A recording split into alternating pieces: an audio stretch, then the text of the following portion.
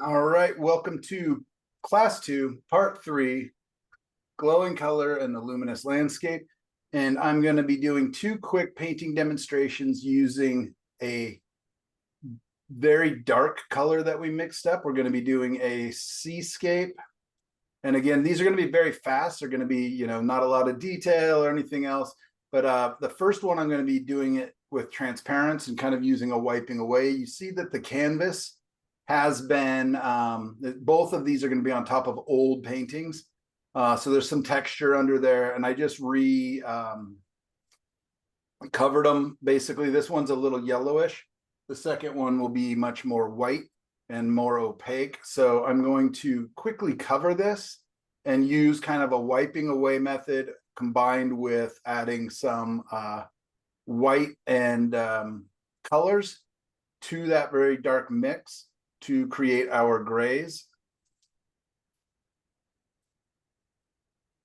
So I tried moving the palette so it's closer to the painting surface.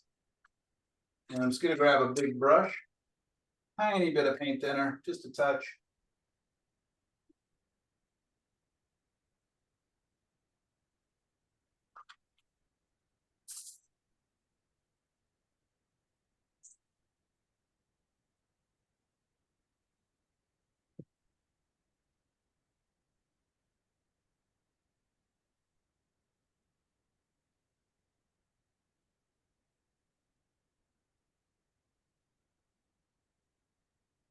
You kind of see that yellow peeking through because I'm using a little bit of paint thinner and I'm putting the paint on really quite thin, just kind of scrubbing it on there. Probably have to mix up a new pile of this dark when we get to the next painting, since, yep, I'm using most all of it. Probably even have to mix some more of that.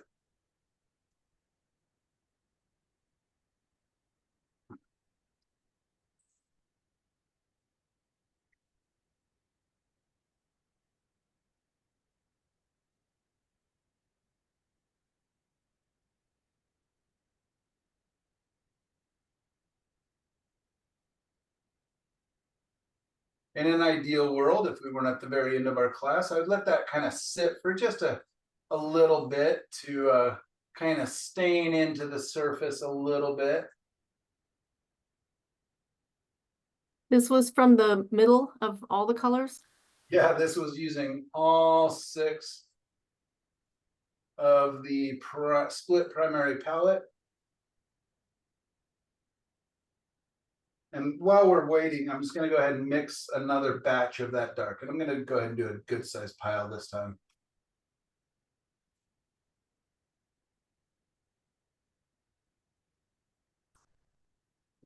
It's going to lean a little bit, ideally, towards the blue side. I'm kind of seeing more blues and, kind of a bluey gray in a lot of this.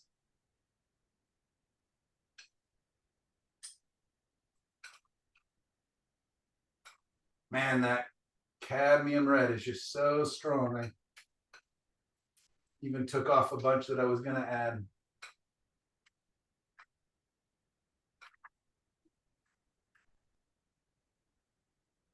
I have to squeeze out more ultramarine blue.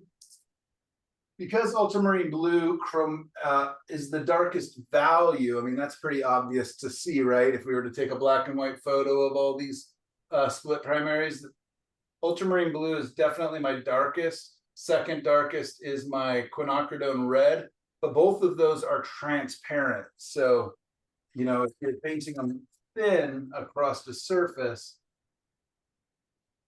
it's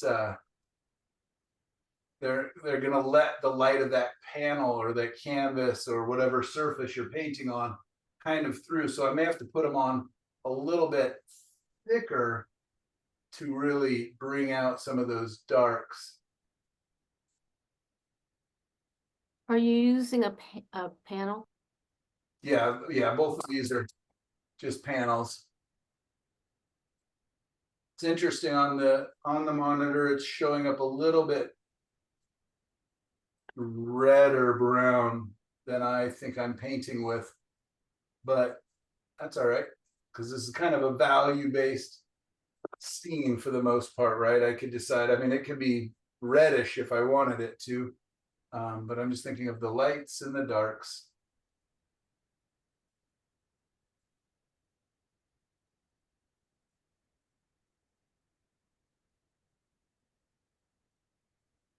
Putting on the paint a little bit thicker in some areas here. And again, it's going to be a quick painting. I'm just kind of almost gestural, pretty abstract. I can always refine it, you know, as I'm building it, but I just want to kind of give you guys a quick example of doing this with transparent colors. Okay, need to do this. So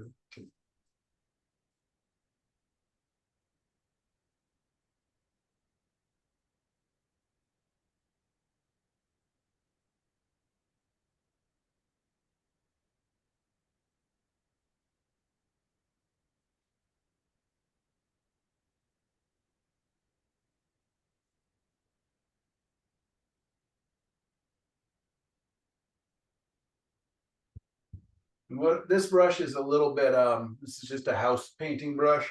So it's leaving lots of lines. So I'm just going to grab a real soft brush. This is a fan brush, but it's really soft bristles by Rosemary. It's a Badger. It's called a Badger fan.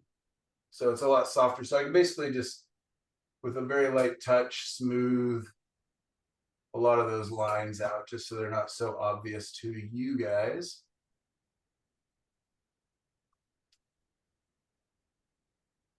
So any kind of a soft bristle brush would probably be helpful here. If when you're doing this and those lines are really bothersome to you, I feel like some of the bristles in here are a little more pokey. All right, now I'm just going to simply remove some paint and see what effect we get. So I guess the first thing, since it's pretty important, is our moon. So I'm just going to take my finger, push down, give it a quick twist. Boom. I'm going to remove a little of the paint around it, not pushing so hard.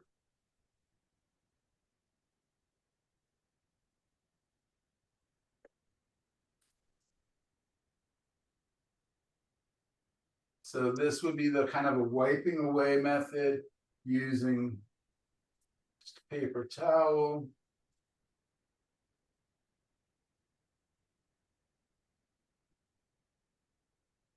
Would this work with acrylics too?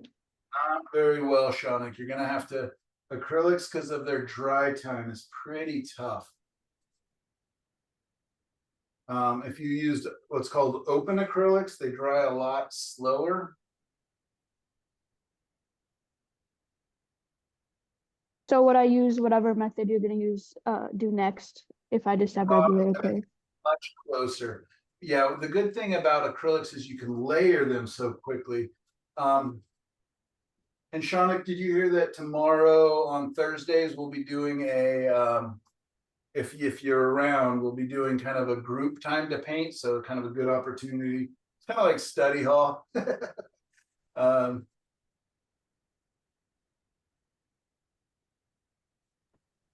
Yeah, I saw in the email. I'll try to see if I can drop in for some time. Good opportunity for you to kind of paint, you know. I bet fingers would work really well with this method. Yeah, I mean, it is basically finger painting, but with a towel over the top. But yeah. I was just thinking the same thing.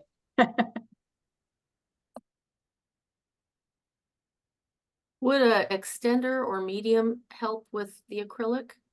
Yeah, I need to Yes. experiment with extenders and different things, but you know, just like just like everything, I like to keep it kind of simple while I'm learning the big blanket aspects of a thing, you know, learning acrylics. So I'm a little bit nervous about all of a sudden introducing a whole bunch of mediums and different things, but I will. Wow, that looks horrible on wander. Sorry. We'll get back. It'll hopefully look a little better in a second. I've used extenders with acrylics, and it does make it last quite a bit longer before you have to start spraying it or something. Oh, good. Yeah, and that sure would be nice. Like, yeah, again, maybe you could do something like that if you had the extenders. I also have a bottle of gloss glazing compound. It And just makes it thinner and it does last longer. Like when I'm putting down a base wipeout kind of thing, I use that as well.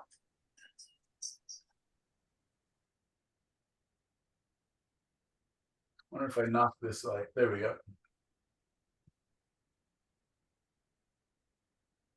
Much better. Yeah, that looks a lot better. Yeah, the glare, especially with darks. I find that the glare on dark colors is so much worse.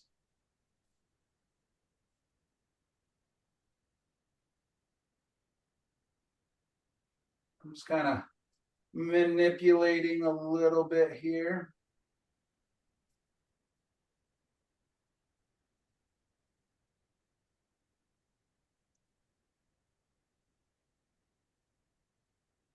And what's nice is I can take that paint that's on there and just push it around where I need it to be thinner, where I need softer variations of on the edge quality.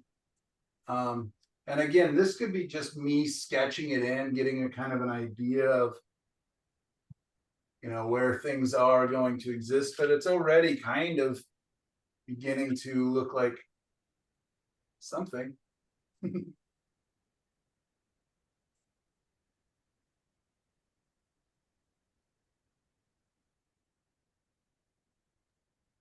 I was going to say this actually, I've painted like this before and it does work very well with finger painting, but you want to not be using any solvent. Yeah, and that maybe is part of my problem, and that's also why it's so reflective, so glary, is that there is a little bit of solvent in there, and so I may have shot myself a little bit in the foot early on, which I sure Do you like. think laying a couch would work? Can you say that again? Laying a couch, that's just a very thin layer of linseed oil, and then you wipe it off again with like a good paper towel. Yeah, but I wouldn't do it now while the paint's all wet, would I? No, so the paint can go on really thinly without using any solvent. Couch, I've never heard that. Yeah, I imagine that would be, especially if you let it like sit for like 15 minutes, put it on very thin, let it sit for a little bit, so that it kind of tacks up, meaning gets a little bit stickier. That might be helpful. But I like this style of painting in that I really do think of it like sculpting. Like it's like wet clay that I'm just kind of maneuvering and moving around. But yeah, I can really, there's some areas that have a little bit of the paint thinner that are just not gonna take the paint for a little bit. So, you know, if this were not a class situation, I know that the paint thinner will, what we call flash off, or kind of disappear off the surface pretty quickly. So this may be an opportunity where I take a short little break, or, you know, maybe check an email or two.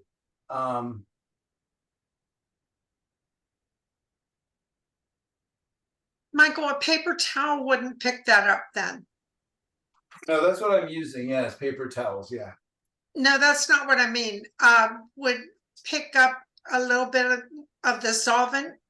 It would, but it also pick up the paint. Yeah, I could definitely like very lightly tap on there and pick up, but I'm just gonna go with it. You know, it's we win or we learn, and we like learning, and I'm just learning again.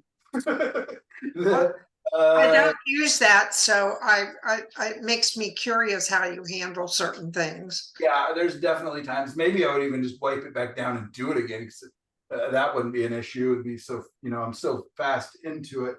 But I do want to just kind of get through this painting and get to the next one, and just so you guys aren't expecting gorgeous perfection.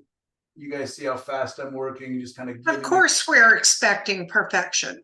Well, Exactly. perfection you'll get then. Pat, pat, pat. You tell us it's perfect, who are we to argue? It's not perfect. That's okay, because and again, this could just be the underpainting. I can, come back tomorrow after it's tacked up, and I'm just kind of figuring out the shapes and the spacing and the angles, and I'm just manipulating paint. I'm just having a good time. I'm learning. With that brush, are you wiping it in between or rinsing it at all, or? I kind of keep, if it picks up some darks and then I can use those darks and move them over, then I'll just do that. But if I want to get back to where it's a little lighter or I don't want as much paint, yeah. So It looks like it's tacking up as you're working. it really already is. I can feel my brush slowing down. It's not slipping and sliding as much.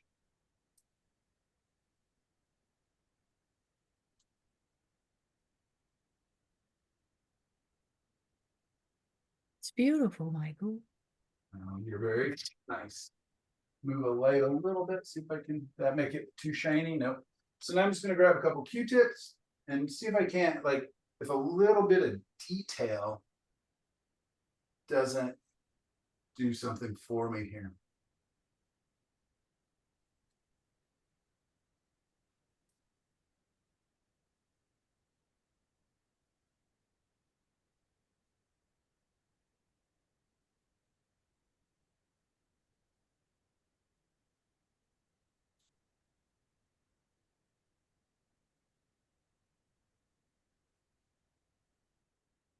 Charlie Hunter would bite that tip off there. Yeah, doesn't it use toothpicks? Sometimes yes. Yeah, biting into a Q-tip just sounds like it'd make my teeth feel weird. Yeah, I know. But already, that was what a difference that made. Love it.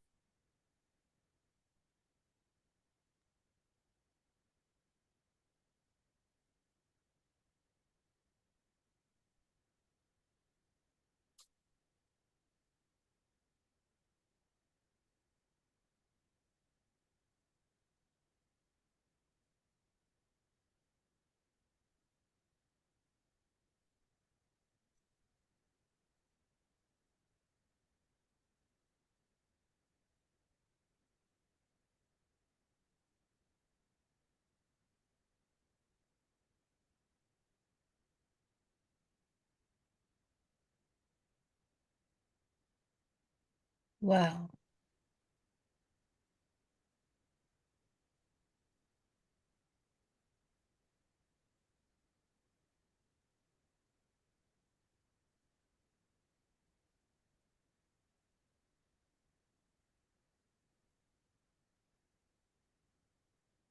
Isn't that weird? Probably not the right thing to say as the teacher, but it's weird to me, that it just kind of starts to take form a little bit. I see sort of a circular, the three sort of darks in the upper half, and then it swirls around. It's really nice from a viewing standpoint. Yeah. It's beautiful. It's like clouds really flow. My Van Gogh. Starry night. There you go. Oh, I love that misty on the bottom. Mm. Mm, mm, Where the cloud is kind of coming out. That is beautiful.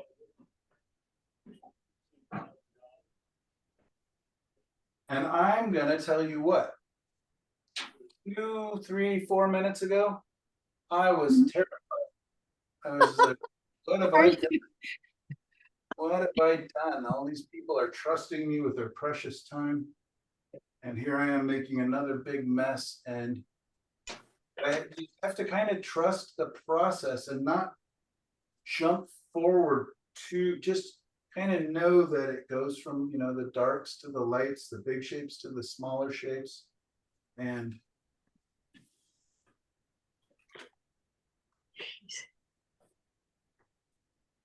Well, Wow. you did it, Michael. Wow. But I mean, I could work on this for a long time, and you know, it'd be nice to pick up brushes and recarve back into those, you know, shapes. And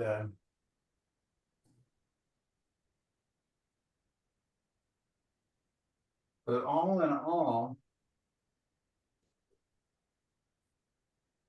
you can just see what you can do with just value. I haven't done any modulation in the colors yet. Like, you know, we were talking about all these beautiful greens and grays and bluey grays and pinky grays. So I could bring all of those in here. But right now still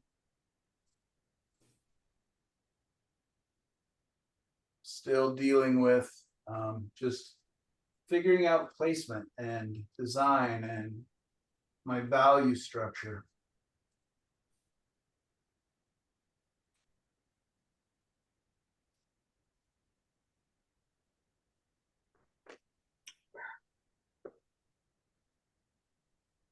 Do you think just for fun, Michael, that you could show us one day a painting that you feel is probably your very worst? Yeah, Yeah. that would be nice. Well, it's probably underneath these paintings. They don't last very long, but I have lots and lots that are, I feel like I've kind of lost the plot, but I feel like maybe there was an idea in there and I haven't painted over them yet. I could show you those stacks. You do that so fast. I mean, my gosh, that would take me forever. Perfect. Well, maybe give yourself a half hour to do it and see, because you can always come back, but sometimes giving yourself a little bit of a time. I've also done experiments, challenges with students who are just little tiny brush strokes of just, and I think I've talked about this. I do it in my plein air workshop out at the coast. Is I basically say you have, you know, 40 brush strokes to do this painting. Oh, wow. They're forced to grab a big brush, pre-mix their colors.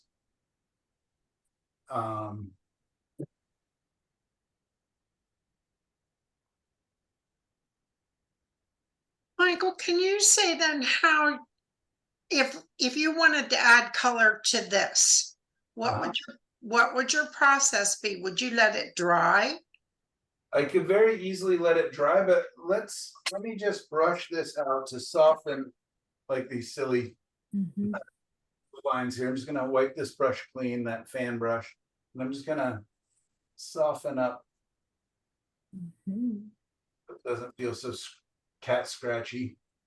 I think because you used all of the primary, the 2 reds, 2 yellows, 2 blues, I see shades of these values that you created by mixing them. I see them in this painting already. Yep. That is a good point. And what's happening there is some of those colors are more transparent. And what do we know about transparent colors? They stain a little faster than other colors. The more colors, I seem to be able to wipe those away longer for whatever reason. And so yeah, I can imagine that to be the case. Well, I'm looking at the canvas and looking at the colors you've mixed, and I definitely see the first one, the second one, the third one. I see them all in there. That's interesting. Hmm.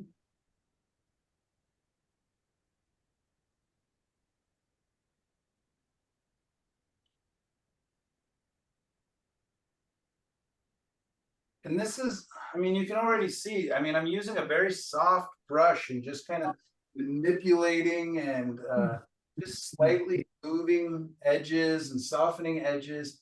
And that's, I mean, when I take classes from other teachers or when I watch videos and they're very adamant, like, oh, I only use, you know, a flat, or I only use a hog hair bristle brush, or I only use opaque paint, or I only use transparent paint, or whatever else. It hurts me a little bit because I just feel like they're not using the full potential that is oil paints. They're amazing that they can be very opaque and very thick, and you can paint like Van Gogh or Picasso or Monet, or you can paint very transparently and really let the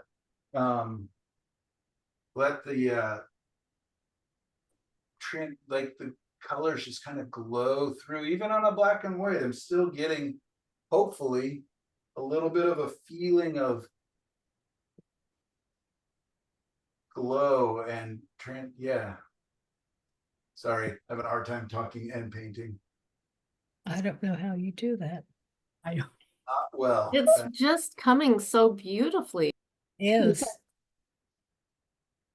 Absolutely wonderful. when I'm painting, I don't even hear my husband when he walks in. That's dangerous. It could be dangerous.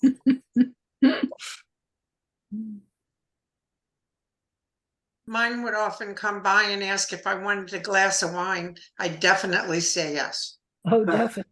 That's nice. It is nice. It's nice.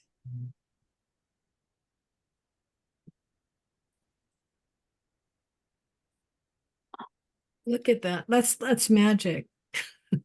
Q-tip magic. My magic eraser. I wouldn't use it on fabric or my shoes or whatever else the commercial says with their magic eraser, but they're nice. What's a magic eraser? I don't know. I just hear commercials all the time. I can So- tell you what it is. It's a cleaning product made by the Mr. Clean company, whoever puts out the basic Mr. Clean products. And it is just a white sponge that when you use it, it deteriorates as you use it. And it takes scuff marks off of walls and shower walls and all kind of things. Yes. So if you're into cleaning, I have a few and they're unused. You can get it in sheets too, and it's a super fine, it's like a really, really super fine sheet of abrasive. Right. I have some. Definitely they're abrasive. Yes. And don't use them on your glass stovetop, your electric stovetop. Oh, To that's scratch. my house. It won't scratch the glass, but the actually that glass top on this stove I have now is a plastic and it makes it look dull. It makes it a dull look. I used it once, but I have to clean up after my hubby when he cooks. Yeah, And we had, someone else, we had our daughter home from college, and she's a really good cook and loves to cook and wasn't able to do it in college. So she cooked for us most of the night she was here, which is awesome. You know, the meals are much, much better. She's, really thoughtful about it, but oh my gosh, is she messy? It's like every utensil in the kitchen is out and dirty, but I've got to be like, well, thanks. I guess I'll do the dishes again. I was gonna say, do you have a working dishwasher? And I like dishes. I like cleaning the kitchen, but I'm always telling her, you can clean while you cook. But No, you either do one or the other. I had to I learn, can't do them both. I You had can't- to learn how to clean when I cook too.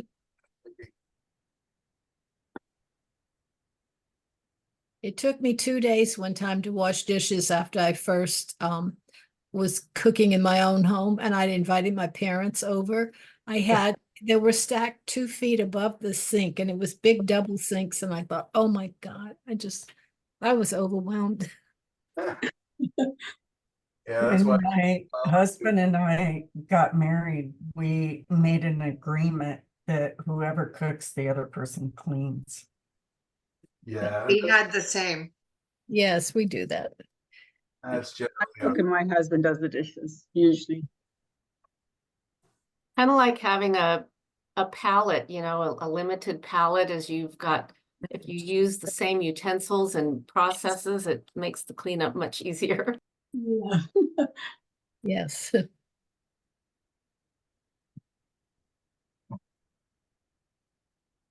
So this is Diane. Acrylic painters, can you do the erase method?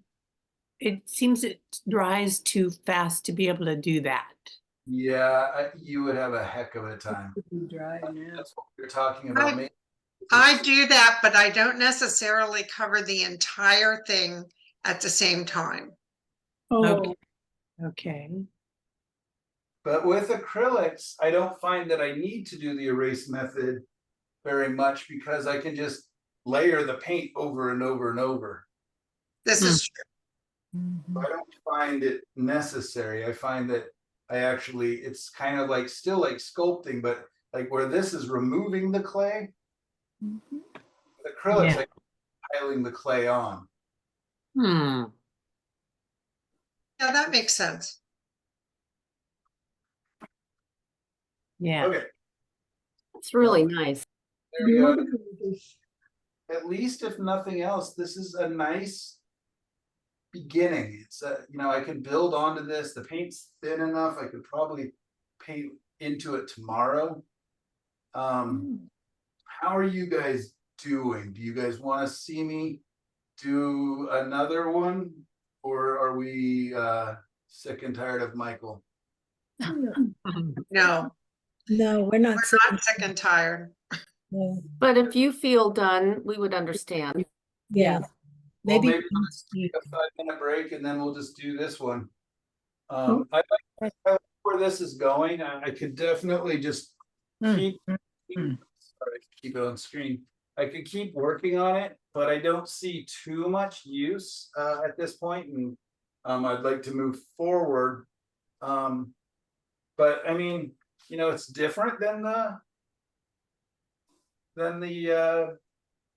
maybe it just It's clear off. better. Yeah, I think it's better. Nice. It's Yeah. nice. It's much nicer. Better. It's your interpretation of what you're looking at. Yeah, If exactly. you Bringing want in it to be the colors. same, take a picture. That's what everybody always says to me. If you want it to be the same, take a picture. Yeah, You know? that's exactly. I think that all the time. Is like, Everything about Michael's is more dramatic. I love his. More interesting. Really nice. It's Exactly. fascinating watching him paint because I thought I was the only one that ever used Q-tips. Tips all the time. yeah, the problem is I can't hear you guys because I use them for my paint. So The person who asked about acrylics, Yeah. wiping out, you can, well, I often use a towel, a piece of toweling, like an old dish towel or something, sometimes to lift things out, or terry cloth towel for that matter. But if you make it wet, then you can lift out longer. right, and I use that Mister bottle, instead of a Yeah. spray bottle, I Right. use a Mr. bottle. Yeah. Right. It's like when I want to do clouds, but I don't want hard edges on them. Yeah, I'm Right. constantly misting, but you got to be careful because a squirt or two too much, and all of a sudden you got drips. So it's acrylics are a more active way of painting. You don't get to really take breaks. Like with this oil painting, I could go step back, go downstairs, make lunch, and come back and still just keep tacking away. It's beautiful. Has anybody used the water oils? I mean, Yeah, water miscible oils are much closer. They do I dry, in do. my opinion, a little bit faster than regular oils, but you get a much longer work time than with acrylics. so I Right. use water mixable because I paint in my kitchen and my husband is a cancer patient. So I don't want any of the chemicals in the house. Good idea. Yeah. Never thought of that. well, I've never tried the water ones. I've always wondered about them, how fast they would So dry. much better nowadays. They used to be pretty lousy when I first used them, and now the last time I went to Italy, a friend of mine works for Cobra and is her name's Lori McNee. You can watch videos of her using the I've water. seen her. Yeah, she's nice. And anyways, I did a trip to Italy with her and Ramona Youngquist, and she gave us each a set. And some of my favorite paintings from that trip were the ones I did with the water mixable. And I was just like, yeah, these would be much better for travel, because you can't travel with the paint thinner, and they drew dry just a little bit faster. So then it makes, getting the paintings home a little. Can you, Copra is what I use. Okay, great. Yeah. So my good buddy is the guy who made those and invented them. so if you were painting with the water oils, could you mix regular oils with them or? You can, just a little bitty bit. I mean, you can't mix them 50-50, but you can mix them. But they're no longer water mixable anymore. Correct. Right. Yeah, that's the part that seems the weirdest to me, and I've never, I've thought about experimenting with mixing them, but it just seems too weird. Yeah, why would you? I mean, because I can get the same colors you guys can get in water mixable. Just curious. I was just curious about them. I've never tried them. The acrylics sometimes come in slightly different colors. The ones I use are the golden open. But sometimes those colors are a little bit different, or old standard colors that people talk about in oil colors sometimes are not available. Yeah, and what I've been doing so much research about acrylics, and they are a lower pigment load. They don't have as much color in the paint.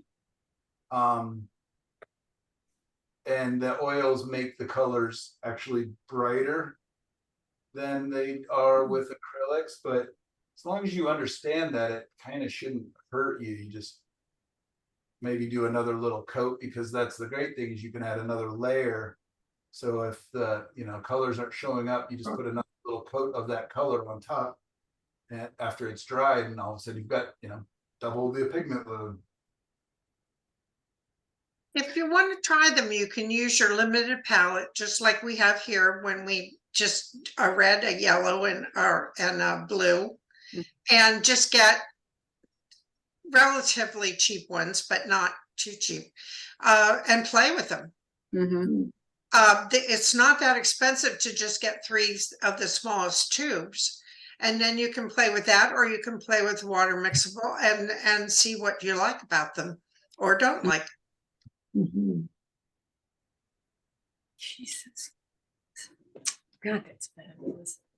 I was just reading about solvents, and because I was curious if the odorless are really less toxic, and it does talk about evaporation rates, and it lists Gamsol, odorless mineral spirits, as very slow, as the slowest evaporation, which is good. Yes, that's exactly, yeah. They flash off much slower, which means they dry slower. So there's times when I'm putting on that initial, just toning the canvas. And if I'm not indoors, I will actually use a true paint thinner, like you would use for your house. And sure, smells to high heaven, but boy, does that dry fast. Like, it's almost like painting on a dry canvas. So yes, there's times when out plein air painting, I'll take a little jar of just the real paint thinner. And then when I went to Mexico, I took my oils and I couldn't, so I was just painting the edges a little bit. I couldn't take my paint thinner. I was just thinking, oh, it's down in, Cabo, there must be paint thinner, but I couldn't find any. So I ended up having to use industrial strength paint thinner, and I couldn't even use it because even outdoors, I couldn't be near it. It was so horrible. By the way, acrylics do off gas a little bit. A little bit. Yes, the guy who does, is it Natural Pigments? Do you know who I mean? He's from California. They make all their own paint. I don't know. Anyway, he used to be online a lot, and he said that acrylics do off gas a little bit, and you can tell, like sometimes I mix things up and put it in a small jar, and when you take the lid off, you can smell it. Oh, definitely. Not nearly like oils do. Right. But I don't think oils by themselves off gas much. It's the thinner that gets them. Yeah. So let's go again. Well, actually, let me take a couple minute break, get some water, and You're gonna do an opaque black this time? I'm gonna do it opaque. Mm. So what I can do is do that same kind of staining the surface. Just a touch of paint thinner, not much, not much, not much, much less than last time.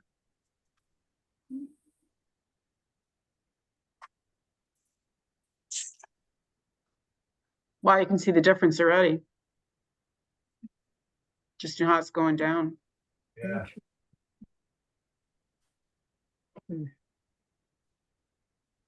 So instead of wiping away, I'll be adding white. Okay. Or, the different grays that we've mixed. And how do you stop them from mixing? You don't push very hard. Okay. And load up your brush. So if you're painting thin paint onto thin paint, the other thing is you don't want to touch it more than once. When you, if you want to paint, you just touch it once, maybe twice. As soon as you touch it more than 2 times, you're mixing. Yeah, I found that. It's a good skill, and you can do a lot of things like blending and softening edges really well with wet into wet. But it's tricky. And what happens is, especially most of my beginner students, is they are stingy. They don't put out very much paint. So you're trying to put a little tiny bit of paint on on a brush on top of wet paint. It's just almost impossible. So what I like to compare it to is like putting butter on top of already buttered toast. You can't add more butter unless it's a lot, or frosting a cake, right? You can frost on top of frosting, but it has to be a lot of frosting, and you have to use a really light touch, otherwise it grabs that frosting from beneath. And I'm saying all of this like I have any idea. I've never in my life frosted a cake. But I have buttered toast. But I've watched people do it, and they're just kind of laying the frosting down on top. They're not, pushing down. They're not.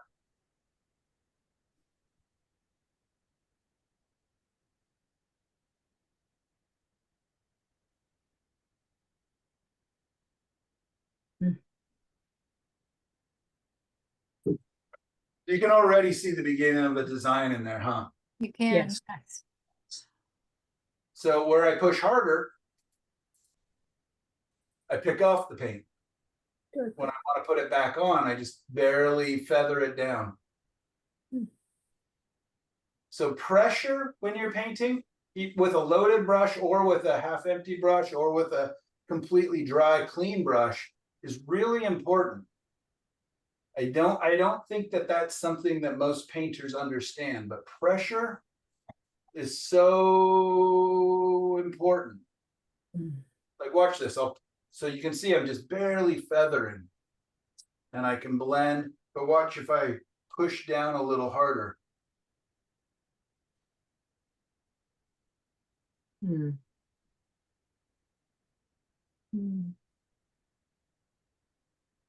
But with that knowledge, I can use it.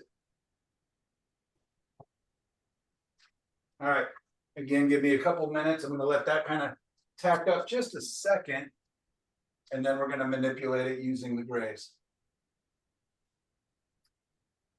I like that already. Sold to the woman in the back.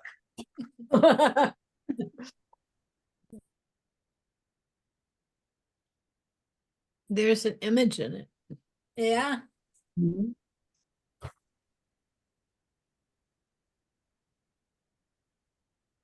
All right, talk amongst yourselves for a minute or two.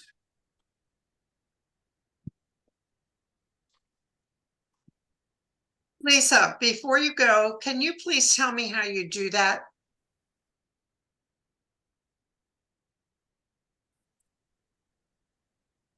Are you saying Lisa?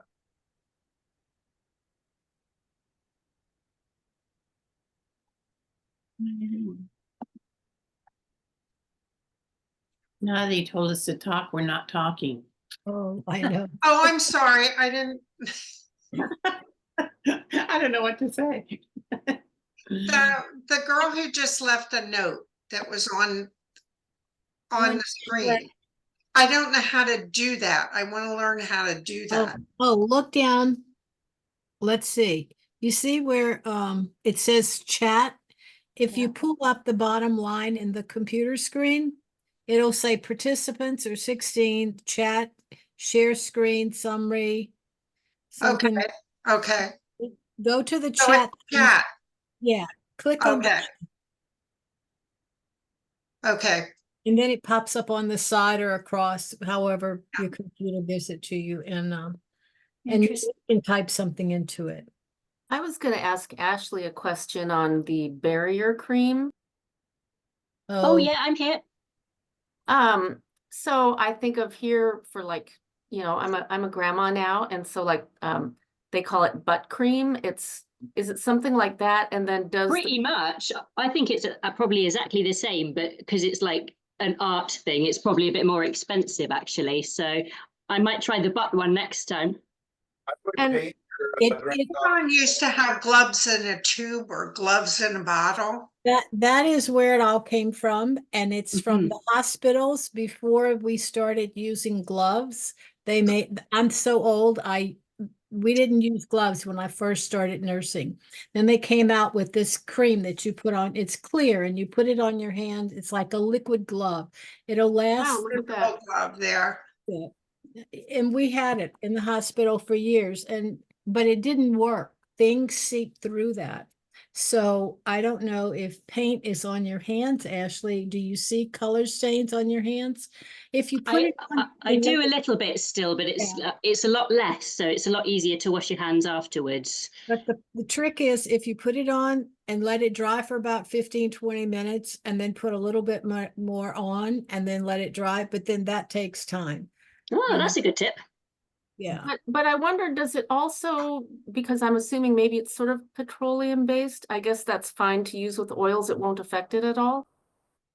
You know, that's hard to say because lots of things have petroleum that they don't say so. it has a lot of chemicals in it. Read the back. It's full of chemicals. And it was really Let me go and get my one. Hang on. Michael, that was really beautiful. That is. Oh, yes. You know, Michael, I'm not real religious, but that looks like Mary to me. Yeah. Agreed. About that, yeah. And it was, Yep. like I said, it was taken while we were, It's supposed to end. Oh, yeah, so I'm a little bit curious, it might just be for me. But I've got this gorgeous, really expensive frame that's gonna go beautifully on. It's got a dome top of it. It's beautiful. Are you finished with it? No, that's just the beginning. I actually want to put cool light on her and have cool light, warm shadows. So, all right, here we go. Let's paint. I'm gonna turn on my light a little bit. Ooh, that looks crazy now. Michael, weren't you the one that recommended the Mitchell Albala Landscape Painters Workbook? I have it. I haven't read all of it, but I love his first book, landscape painting book. It's fabulous, absolutely fabulous, really is. He talks about, How do you spell his last name? yeah, Albala, Bala. Mitchell. Albala. Really good teacher. Yeah, I don't, you know, I shouldn't say this on a recorded video. I don't love all of his, but I love his teaching and I love his ideas and I mean, he really pushes the very low contrast. Yeah, but anyways, really good teacher, really smart fella. Watch his videos from time to time, love his books. He and I do the mentoring program through the same company. What's his last name? Voila is how I pronounce it. ALVALA. Yep. I'm not sure if that's true. I'm just figuring out where, instead of, you know, having to add a whole bunch of paint, where maybe it's a little thinner and I can add a little less. So having a little bit thin works. Yeah.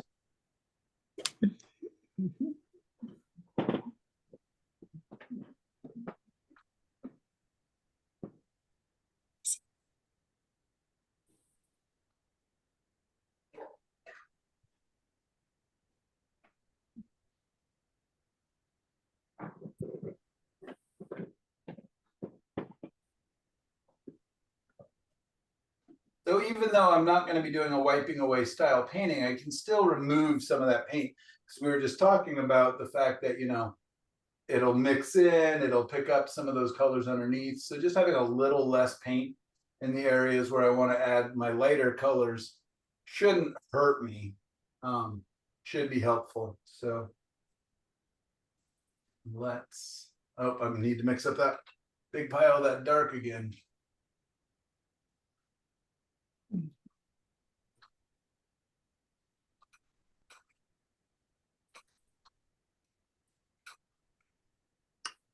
that cadmium red. I tell you, I'm just not used to using it. I hardly ever use it anymore. It is just so strong. Takes a lot of blue, a lot of ultramarine blue to counteract that color. So if you hardly ever use it, are you using something else instead or just less of it? I found that the quinacridone red does most, and I'm just not using cadmium colors very much anymore. So that perylene red that we were talking about in class, Naphthol red. naphthol red is probably the one I use the most. So this is very purple, so let's add a little more yellow to it. Forgot to add white on there, darn it. It's not going to get a pure black anymore, but it's still really dark. Live.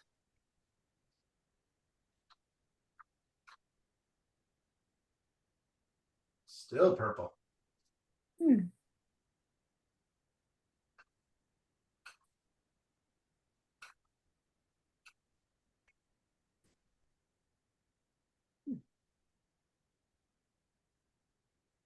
There we go.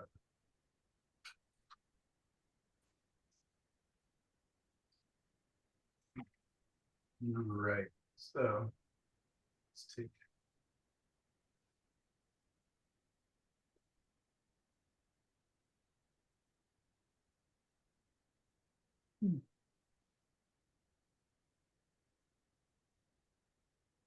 So this is, I mean, I don't want to say easy, but it's kind of easy because all my colors have all the colors. So they're all kind of related quite quickly.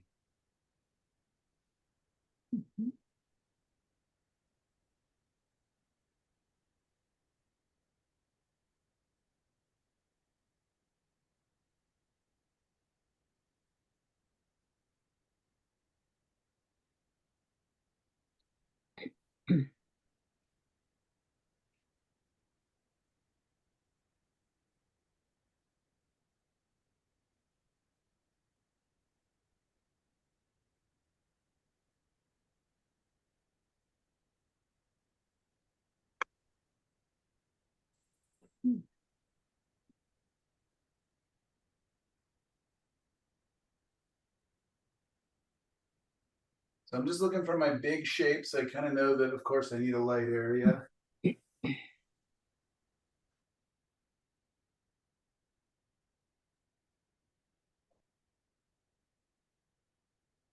That pup's like having a kid, you know, when he gets quiet, you gotta see what he's doing.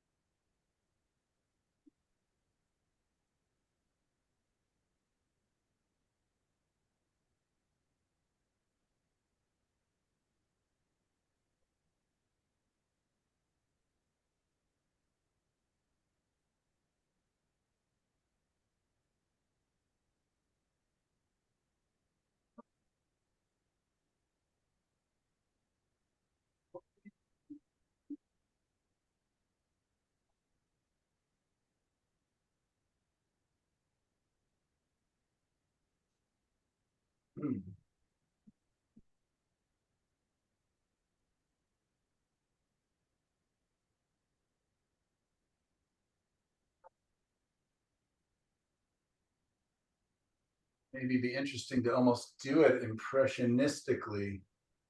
Let's see a little bit, maybe, especially for speed. See what happens if I. So by that, you're doing more colors next to each other and not blending so much, maybe shorter strokes? Yeah, and not over blending. Kind of think, Starry, Starry Night a little bit, and we'll see. But I can always soften and blend back down a little bit.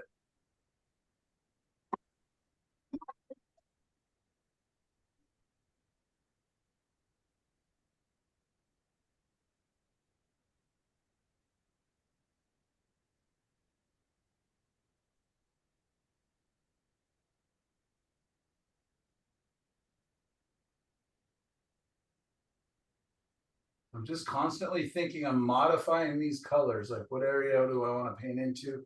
Is it a little redder? Is it a little bluer? Is it lighter, darker?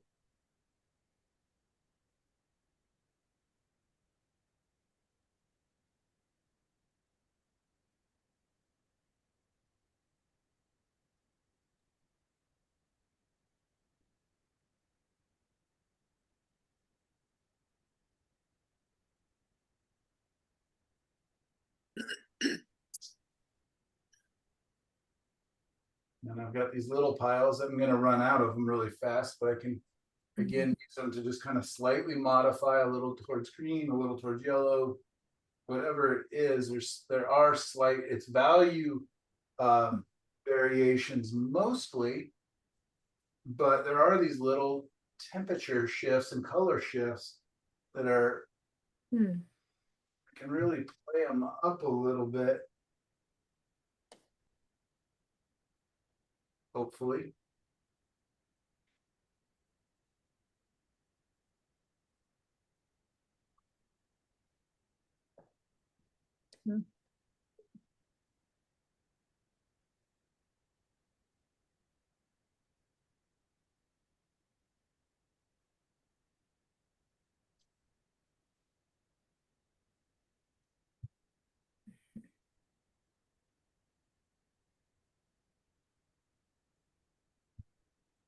And just because I'm painting from dark to light does not mean that I can't come back in and re-darken areas later if I've over lightened or just want to play it up for dramatic effect.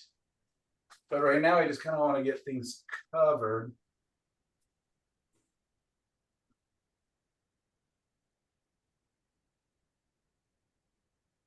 And again, remember I said that it's like carving or sculpting, and now it's like I'm able to just add more and more clay. Before it was subtracting the clay. So with a light touch, I can keep, let's turn that light off and see if we get rid of some of that glare. But I can't see it. Yeah. Michael, you're demonstrating both these, but what would you prefer if you were going to seriously paint this? The one that sells first. Well, yeah, that, and again, but I love both ways. I feel very liberated, and there's times when I just want to throw some paint around, and then there's other times where I want to do the subtractive style and be more. So I feel very lucky that I seem to have an audience and collectors. There's definitely people that gravitate towards one or the other. There's, definitely, like I just on my Facebook, if you guys are not on my Facebook page, if you guys are on Facebook, Michael Orwick Arts, and I share a lot of art on there. We have really good discussions and things. There are definitely people that, like, if I'm doing one style versus the other, and then I all of a sudden go back to like, oh, welcome back. They definitely don't like everything I do, but it goes both ways. There's people that are like, oh, I love it when you are painting more direct like this, or I love it when you're, more about the subtlety and limited color, closer values. And I like them both. And again, I think that's, that what we were talking about at the very beginning of class, know thyself. And I'm, ADHD, and I get bored, and I do not like monotony, even though I'm in my studio painting every day, but I have to paint, but there are some consistencies in my paint that I've really, really learned. And it's light. I just love light. I love painting light and atmosphere. And I like just trying to think of, oh, okay, I did it that way. What's another way I could do something, maybe not the exact same scene, it'll have a different feel, but what's another way to approach that issue, that problem? If you've been in my classes for very long, you've heard me say that painting is a funny thing, because all we're doing is giving ourselves a problem or an issue, and then just coming up with ways to solve it. And yeah, I find that very interesting. And there's no right answer, there's no wrong answer. There's just different answers. There's just different ways. And I love that. It can drive you mad if you overthink it, which I don't. I just know that there's no right, there's no wrong.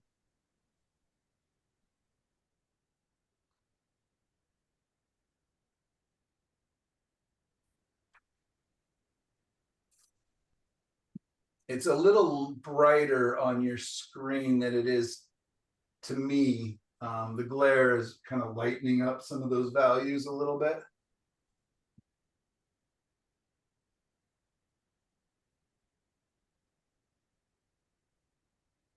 Same brush, haven't cleaned my brush yet.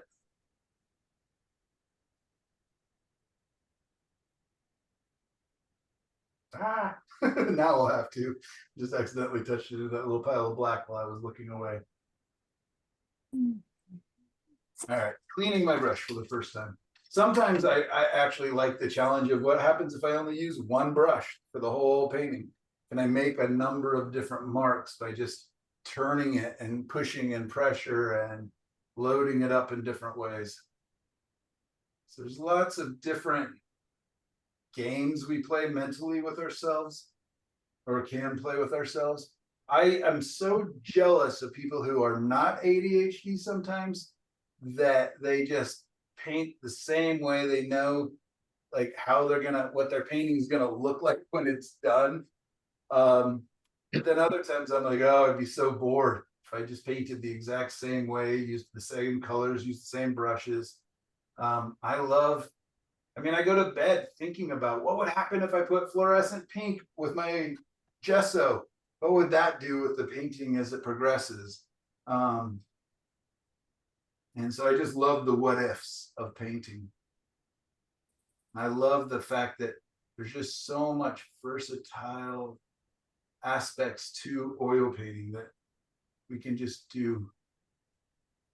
You know, I love transparency, I love opacity, I love impressionism, I love tonalism, I love color, I love harmonious, limited palettes. It all gets me excited, and it all is probably why I will, you know, never, I don't know. I think it'd be easier if I could just found a thing and stuck with it and really promoted the heck out of it. But it's just not my way. No, and you would be painting for selling and Yeah. promoting, and that's not good either. Yeah, I don't know. I paint because it's fun. I paint because I need to. And again, I'm not saying that all those other people who can just do the same thing over and over and over, and I have nothing against them, like, but it's just know thyself, and I am not that. You're not static. Have to just, Exactly. what's that? I said you're not static. That's this like stuck in a rut. I couldn't do that. Right, but what is the consistent aspect is light. It is always, almost forever and ever. It's been about light and atmosphere, and you know, I like doing figures and stuff, and I'm excited to do it again for a little bit, but it doesn't excite me here as much as landscapes. And that, again, that's just a personal thing. I like people, but I love nature. I love being out and just being, you know, just being so amazed by the beauty that you're seeing, that I call it getting high on beauty. Like there's times where I just can't understand or fathom what I'm seeing. And that doesn't happen with people very often. I think that's wonderful. Yeah, I just feel so lucky. I mean, maybe I know I live in a beautiful area.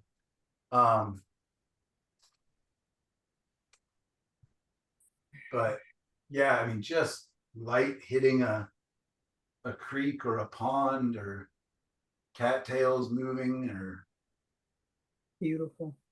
yeah, it absolutely stops me. And yeah, you guys, my motto on my website, my business motto is explore, create, share. And that's what I feel like my whole life is. It's just my job is to go out and look for the beauty that other people don't have time to appreciate, and then to put it through the filter that is my crazy brain, and then share it. And my long-term goal, or my altruistic goal, is to remind people that nature is magical and it's beautiful and it's worth saving, it's worth preserving. And a lot of times I get emails from people that tell me that they just see things differently because of seeing my paintings, and that I constantly get emails of people saying, look, I found this Michael Orwick sunset. Oh, look at this. I found a Michael Orwick light through the trees, or whatever it is. And so I'm just influencing those people to look a touch deeper and a little bit longer and appreciate it a little bit more. I do appreciate that they're giving me credit for nature, but yeah, that's all I want is I want to make a living and keep doing this, but if I can, convince people to just not throw garbage out their window, or That's a sore spot, right? all those things, just to be more aware.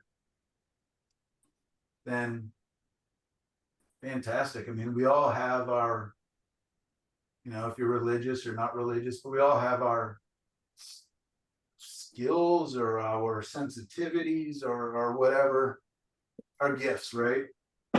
In touch with your heart. Yeah, and then you share them with others. That's the goal. That's how you say, that's how I say thank you. Michael, as you're moving away to load your brush and you move back in, I know that you guys are all seeing this, how the light reflecting off of his body is showing us the colors that's in that painting. It's Oh, really? it's so it's absolutely gorgeous. Well, all in there, it's like a rosy golden pink. Oh, Oh, good. The camera. reflected light to me, a sunset going down, you know that it's beautiful and golden and orange and whatever colors. But if you turn and look to the east, it's all of these pinks and blues and mauves, and it's just the whole nature thing is just phenomenal. Stunning. It is. I'll tell you what, Linda, you inspire me all the time. Just how you get out there every morning, you take your walks, you take your photos, you just appreciate so much. And I really appreciate that about you and your Facebook and your posts. Thank you. I think that's what we can all do, especially if we're, you know, interested in landscape painting or animals or whatever else. It's, you know, yeah, we want to make beautiful pictures, we want to make pretty things, but I think it comes down to helping people that just don't have the same sense of, they don't, you know, a lot of times people are just like, I don't care about art, and I don't, you know, I don't think about that, like with some of my friends, and I'll stop them, you know, like, oh my God, look at this, look at the light coming through this leaf, and they're like, oh, you know, what are you doing? The top of the mountains up there, and that's our goal. And I'm like, no, it's all about the journey, it's all about that. But I people will tell me, like, I don't really care about art or whatever, I don't know anything about art, but you help. For me, art is it's a spiritual seeing. It's like, you know, it's like you become one with Mother Nature, and when you stand there, and because we are all the same elements, we're just like the paints are different colors, but they're all the same elements. Exactly. And I it's agree. and we are one with Mother Nature, and if we don't take time to look at it and to, I don't know, I have people walk up to me and say, what is that glow around you? And I have no idea what they're talking about. And I said, lady, I said to her, I said, you know, I think it's because I stand in the morning sunlight and the evening sunlight every day. It's aura. Yeah. Yeah. And by sharing art and what you see, it helps sensitize other people to make them aware. Yeah, I remember like I have 4 kids, and I had one who played football, and he was, I think it might have even been at a high school practice, and he made everyone stop and turn around and look at the rainbow. Oh, that's cool. How beautiful. Yes. Then they beat him up, but that is cool. No, that's really neat. Yeah, It's that's beautiful. that Sunday morning group, we're talking a lot about that recently, of, you know, just one of the guys is angry, you know, he just hates watching the degradation of the planet, and he just feels like people are, you know, and fast food and all these things, and he just wants paintings that are, you know, preachy and everything. And he's like, you know, you paint landscapes well better than, you know, he does, you know, why don't I speak to that, and why don't I, you know, try to convince people to be better? And I was just like, I kind of think, I hope I am, like, I don't think that preaching at them makes a big difference. I think we're getting preached at all day, every day, and yelled at, I think that if we can just subtly say there's got to be a better way, and yeah, I mean, it comes down to gratitude and all those things, and just Preaching can really push some people away. right. Yeah, that's exactly it. That's what I do believe. So. I agree. Anyways, we're getting there. My sky and my water are different treatments. So maybe what I'll do is take that soft brush again, in some a little bit, and just let's just get rid of some of that brush work, because that's just not me really. I'm not a big juicy, impasto painter. I do prefer soft edges. I do prefer more subtlety in my brush work and my changes. I very much like other people's really thick, juicy brushwork, and a lot of the paintings we own are like that, much more impressionistic, but it doesn't feel authentic to me when I do it.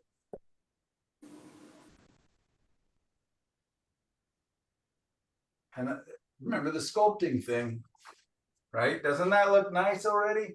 That's beautiful. Yes, it does.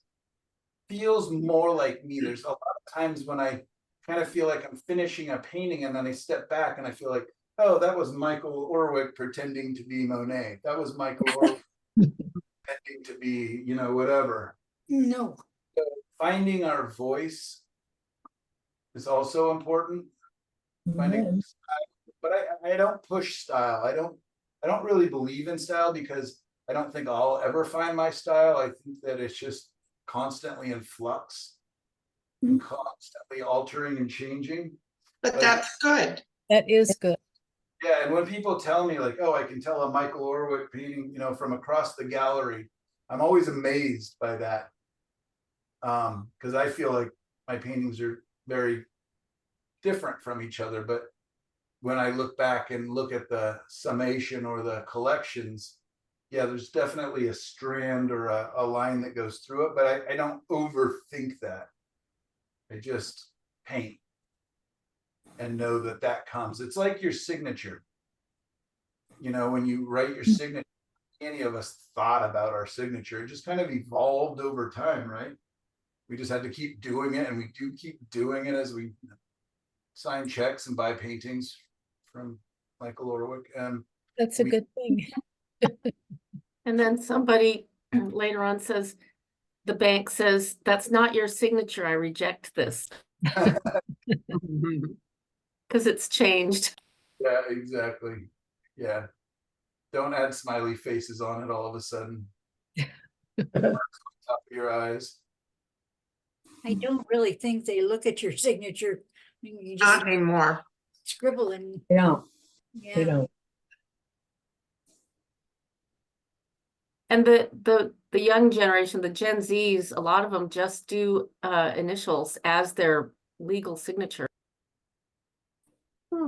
They can't write in script. I was going to say they print Yes. signatures. I babysat for 2 years. I was nanny to 2 little children, and I wrote notes, like nurses' notes, because I'm so used to writing notes, what they did, what they didn't do, what they liked, all of that stuff. And the father one day said to me, Linda, who are you leaving those notes for? I said, you, Paul. He goes, I can't read script. That looks like Greek to me. Wow. His Wow. wife could Read it either? His wife could read. She was a teacher. She was a school teacher. So she could read script, but he could not read my script writing at all. He said, I have no idea. Nothing. I said, kid, it's ABCs. He goes, no, it's not, Linda. Script just mean cursive? Yes. Yes. Well, thank goodness my grandchildren have all learned cursive in school. That's early on, like from 2nd, 3rd grade on. That's good. If nothing else, it just seems like a dexterity skill, like just learning how to. Yeah. Exactly. I agree. So I'm nearly done with, putting on. You much thicker paint, but it's a lot of the same effects. Like you could just even, you know, different styles of painting. They'll hopefully kind of, you know, still ring true to me. Can you at some point put in just a tiny bit of that soft green in a couple of, in a wave? Yeah, let's do that. Good idea. So my green is frozen. Anybody else's? No, mine's fine. No, Okay. Oh, well. but your audio isn't. That's interesting. Right, my audio is fine.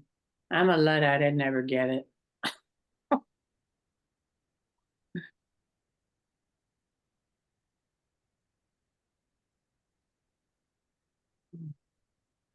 Well, you can teach people to see some things that they don't often see. My husband came from a family that art was not in their vocabulary.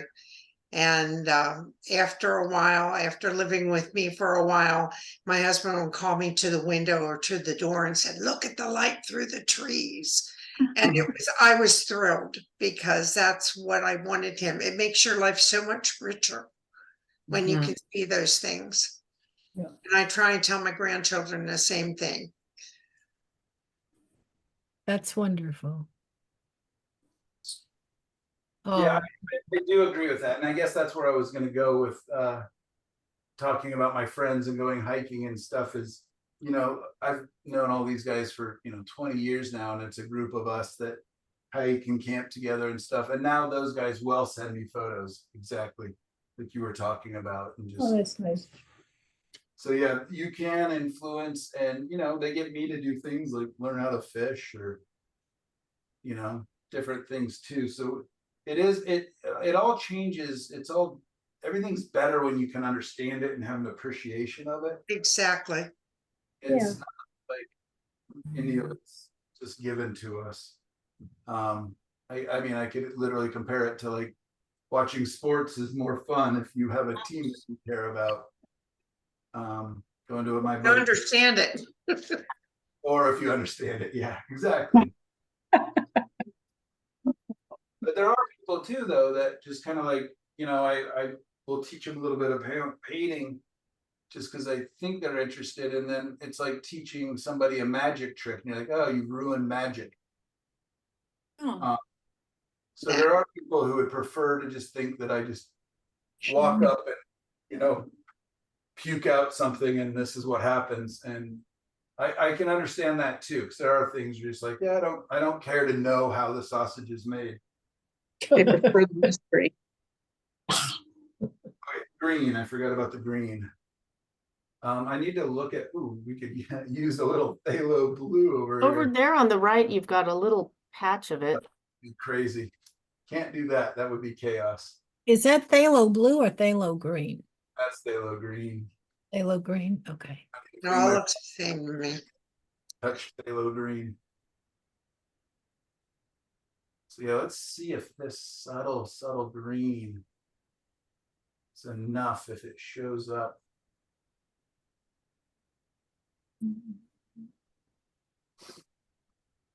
I'm gonna pull up the picture where I pushed up the green, because on my reference, I don't even know where the green exists in space. So give me 1 second. I'm just walking over to the monitor to see the Padlet page where I think it's on the edge of the waves coming in. I have it up on the second half of my screen. And it would show up where the light's hitting it. Yeah.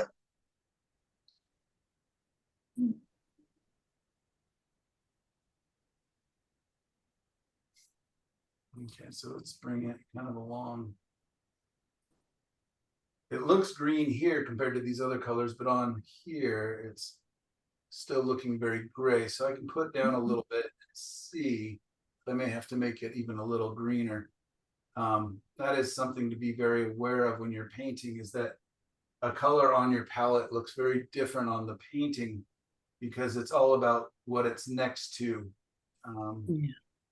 And maybe what's underneath it, if it's transparent, or there's lots of a lot of it is just testing. Put it down, try it out. Don't commit to it before you see how it works.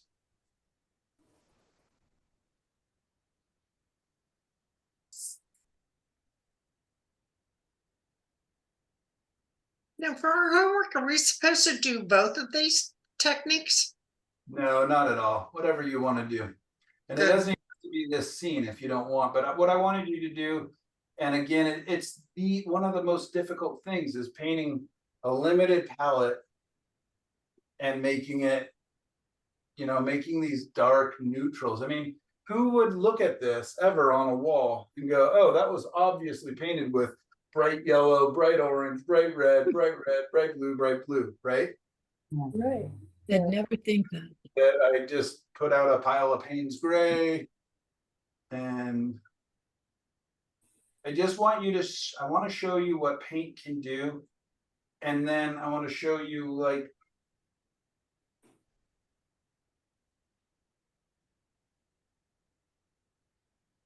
let's put a boat out there. Sounds good to me.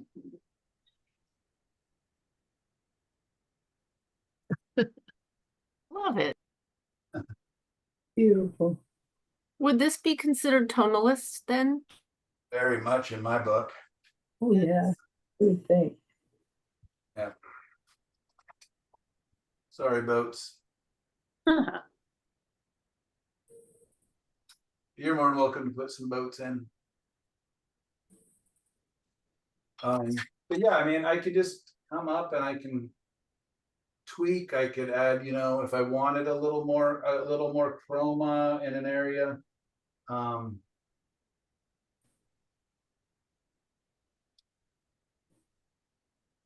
But it's so subtle, and that is so hard for so many, especially beginners. So, good luck to you guys.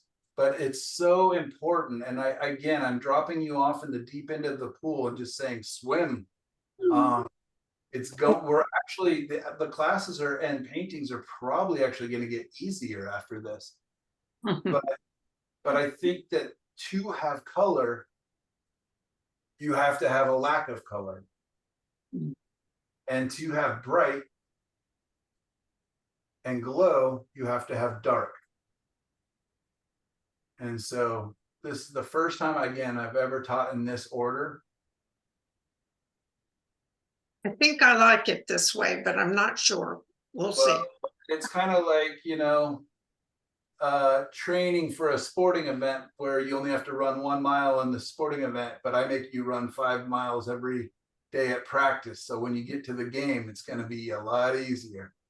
It's a good analogy. Train for a marathon to run a mile.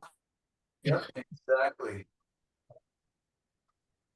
Well, I had a fun time, and I can come back in and adjust these, and I can, I can manipulate it, and I can add color. I can add more green. I don't know. Did the green even show up at all? Yes. Yes. Can't quite tell. Try what happens if I do go crazy with the green and add a little bit of phthalo green, just out of curiosity. I'm neutralizing it by mixing it with those grays, but I'm just curious if I can. Yeah, that's not bad. It's beautiful. Oh, that's gorgeous. Yes. It's like the icing on the cake. Wow. A bit of yellow to make it a little more ochre-y. That's going on back here.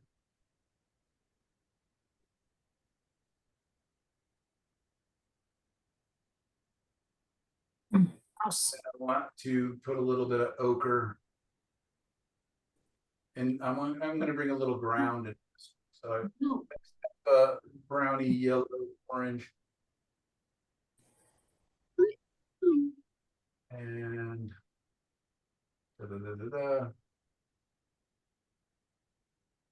just making it settle down. But watch when look away if it doesn't work.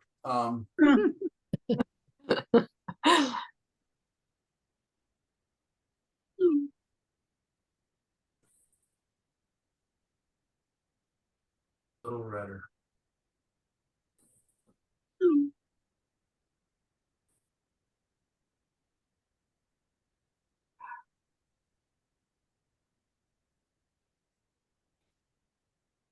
The red will draw the viewer's eye.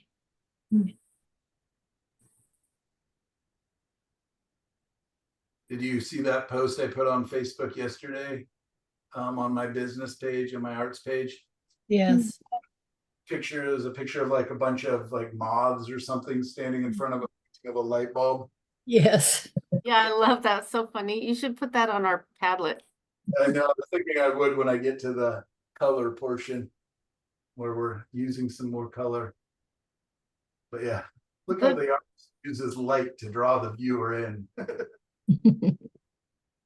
I was wondering, I can't find it, the one that was really vibrant pink that you were asking for name suggestions. Did you ever decide? No, not yet. No. Well, what did you suggest? Nature's Desire or something like that. What was it?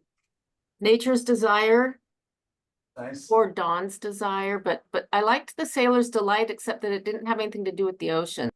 Yeah, and I believe I've used that. That's the problem with the fact that I paint so many sunsets and, you know, glowy things that it's always, and inevitably everybody always says purple haze, or is it purple haze? Yeah. There's a couple that all the time, but it's fun. And the truth is, I don't, part of it is just getting involvement and getting people thinking, but I do have sheets like pinned beside my computer. I've got like 4 or 5 pages of just possible titles because of asking this, you know, I ask it probably what, twice a year for people to help me title my paintings. And a lot of times I'm like, well, that doesn't work here, but it would work on, you know, some of my other paintings. Whole thing about naming your paintings on the FASO website, but I didn't read it. It was a long article though about paint, you know, how you name your paintings makes a difference. It surely does. Yeah, I'm always kind of saddened when I walk up and it's an interesting, it just says like blue and gold #3 or something. But probably because they've used every other title. But is it okay to name something? Can you not name something twice at 2 different paintings? I mean, I have no idea because I don't keep that good of track. So, but no, a big part of it is organization.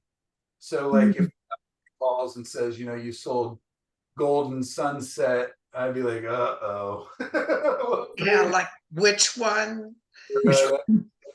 It sounds familiar. Maybe call it the title and then with the date right next to it.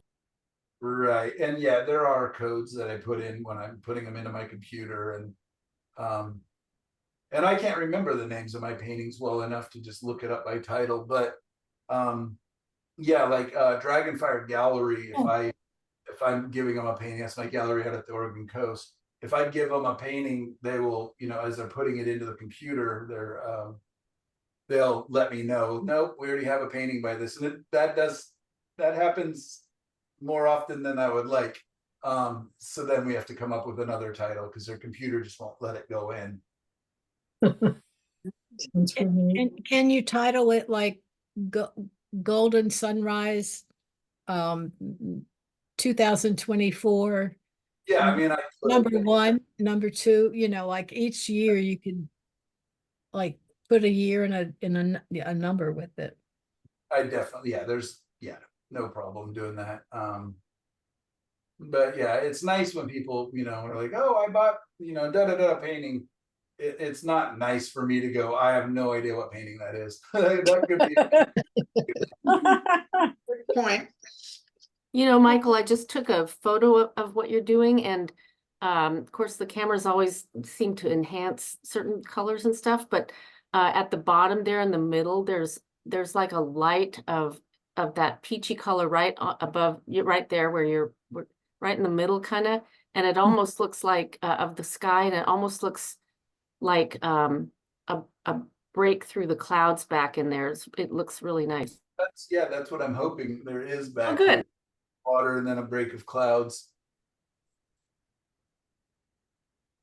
Yeah, that's what I'm hoping for.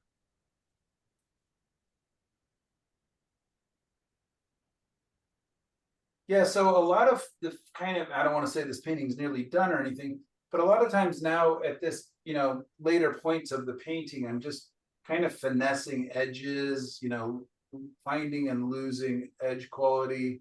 And It's.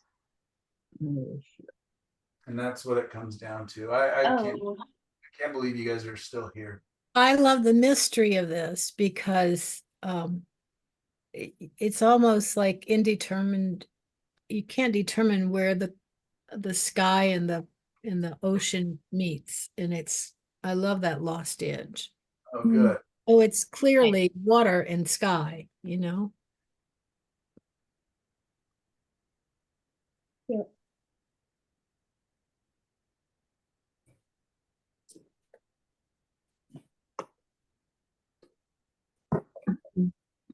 And it looks like there's a wave on the right coming forward. It's rolling forward. It's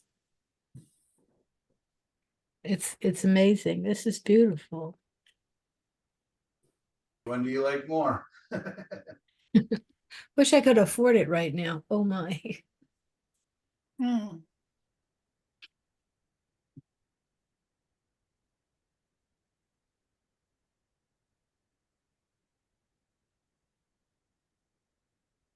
Yeah, I've always hated fan brushes. In fact, I Really? was working on a t-shirt design that was just literally going to have a fan brush on it as the only picture. It just said not a fan. But boy, do I love these guys. Just this ability to kind of obliterate edges. I finally found a fan brush that makes sense to me. And I can use it to just kind of, take the interest away from areas that I don't want you to be Have you ever drawing. tried a mop brush? That's Yeah, what I was thinking. yeah, it's basically as a mop brush, just I can get it and turn it sideways and make it small. Yeah, no, I up until the last couple of months, a mop brush was definitely my go-to. I got a new set of brushes recently. You guys won't even be able to see the bristles on them. Whoa. They come in these weird pens. Weird. That's how long the bristle is. Can you guys? Whoa. Wow. Goodness gracious. Oh my goodness. wow. They're fingernail Nail detail. art. Wow. Oh my gosh. I have no idea if they'll work for oils or not, but I thought for doing ultra detail, if I ever want to. Well, they will work for acrylic. Because I have some small ones like that. And That I they got work- for my nail guy. Yeah. Okay. Yeah, and I was thinking acrylics more for them. I use a cheap alternative to badger hair brushes for blending. There's something called a hake brush or a hake brush. Oh, I have those too. They're really nice. They're quite thin. And they blend well. They're made out Yeah. of goat hair, I think. Yeah, super soft. They do drop hairs though, so you've got to check afterwards for hairs. And what's it called? Hake. HAKE. Yeah. I've always been saying wrong. Yeah. I wonder if I still have some of those. Hey, Michael, before you're done, can you put your first painting up against this one so people can see the difference between the two techniques? Let's make them fight. Yeah. Oh, Well done. Well, Yeah. at least you Oh, oh my beautiful. goodness. Oh, wow. yeah, remember You can see that toning in the back of that first one. Mm-hmm. I think anyway. I'm sorry, what were you saying? You had that canvas was toned Oh yeah, with the before yellow. you started, and I It's a think lot I can see warmer. quite a difference.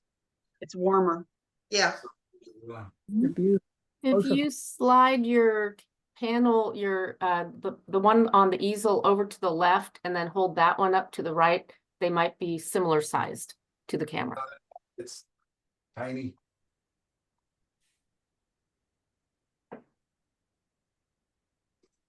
Yeah, Very pretty. fun. They're wonderful. You guys are exceptionally patient and probably starting ready for a glass of wine, depending on where you live. Oh, I am. It's wine time here. Wine time here, yes. Definitely. Lunchtime for sure. Yeah, I would still probably go back and tweak, even just looking at it on the screen. I'm kind of like, some of those waves are a little awkward and maybe I could introduce some darks, but all in all, ton of fun. I actually really like the sun and that little bit of how it's irregular and has a little bit of glow around it. Yeah. Yep, beautiful. It's Yeah, and beautiful. then it's fun to kind of, you know, come back into the rocks or the ground form and actually put in some crisp lines. So now everything is soft. Mhm. That will make the clouds feel softer. I'm a big believer in rocks should feel like rocks and clouds should feel like clouds. Yep. So anyways, lots that I can still do, but good start. Wasn't fast, evidently. I think I started at, what time did I start? I don't know. No, I don't care. 10:30, Green, yeah. 11? Yeah. Awesome. All right, you guys. Thank you so Thank much. And Thank you. Thank you, Michael. Thank yeah, you. we'll see you tomorrow. Yes. Maybe. Thank I have you. a doctor's appointment. I won't be able to hang out tomorrow. Either will I won't be able to be there, but I'm looking forward to the time where I can. Thank you. Well, great.